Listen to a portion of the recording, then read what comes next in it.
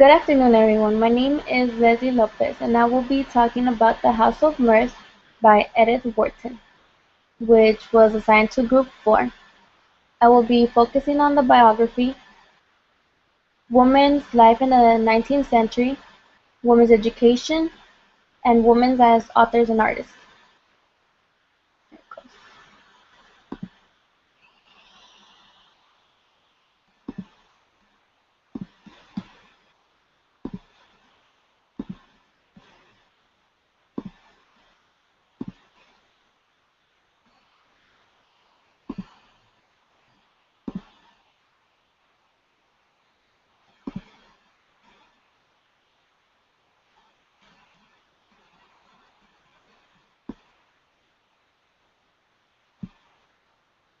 The House of Mirth, Edith Wharton, Diana Lopez, Natalie Kahan, Leslie Lopez-Quijada. Theme 4, Freshman, English 1A, Dr. Sturgeon.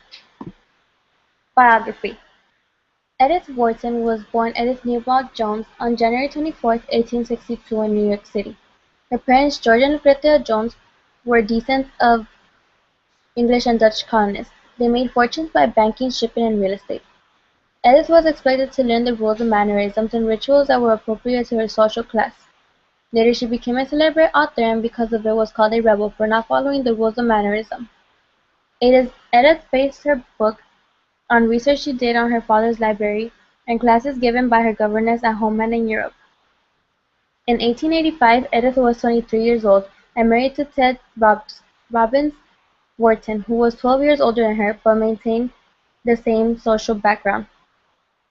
They lived a relatively comfortable life in New York, Rhode Island, and Massachusetts. But slowly, Edith became unhappy with her marriage. This caused her restlessness and contributed to her depression. She was treated through the 1890s, and her condition prevented her to publish her work until she was 36. By 1908, Wharton began an affair with Morton Fullerton, a journalist from the London Times living in Paris. She recorded all the details of her deeply intellectual love in her personal diaries.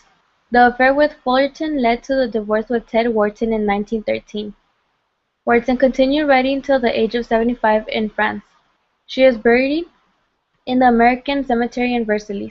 Edith Wharton, January 24, 1862, and died August 11, 1937.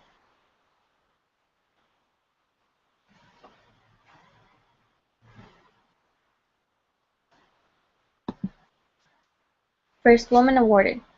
Between 1900 and 1938, Wharton wrote over 40 books, both novels and short stories.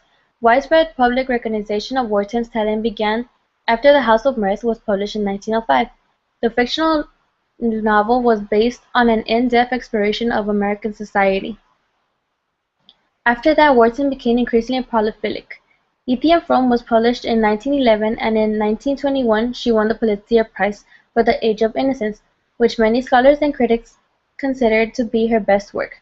Wharton's life changed when World War I began. She also wrote reports for American publications supporting American involvement in the war. After the war, Wharton only returned to the United States once in her lifetime to accept her Pulitzer Prize. She was the first woman to accept this prize. She also designed and built her first real home, the Mount, in 1902. Wharton loved France and stayed there for the rest of her life.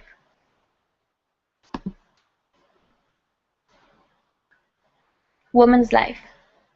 Women in Wharton's century had three main priorities: keep the house clean, their husband happy, and their children healthy.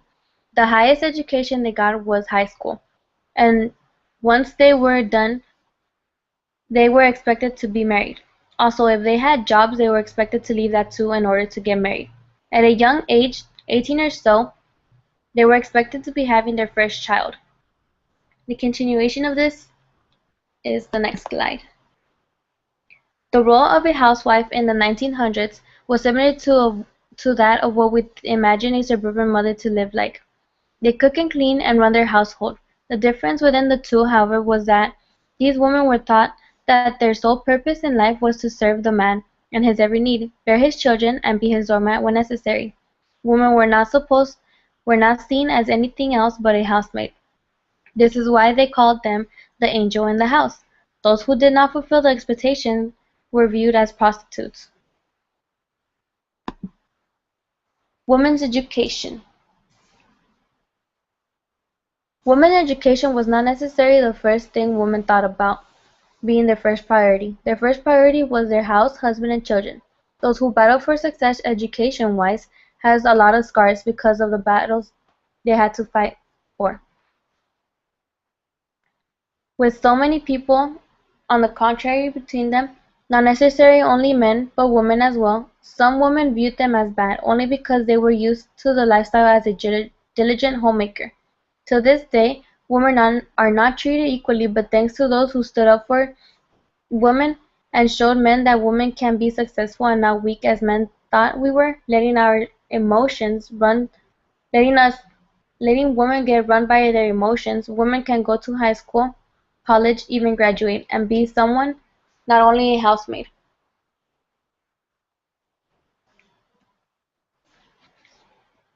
Women as authors and artists. Men in these centuries took advantage of women's fear. They did not let them succeed on any way possible. In any way possible. They claimed that sports were too tough and work was even harder. Even writing and entertainment. Everything besides being an obedient wife and housemaker was too difficult for a woman.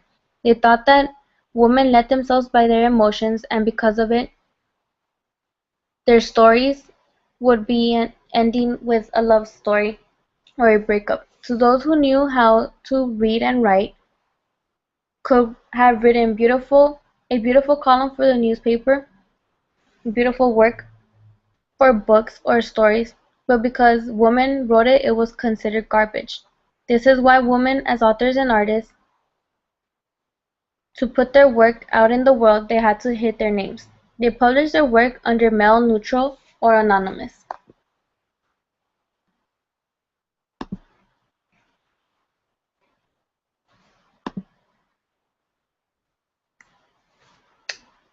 Thank you for your time.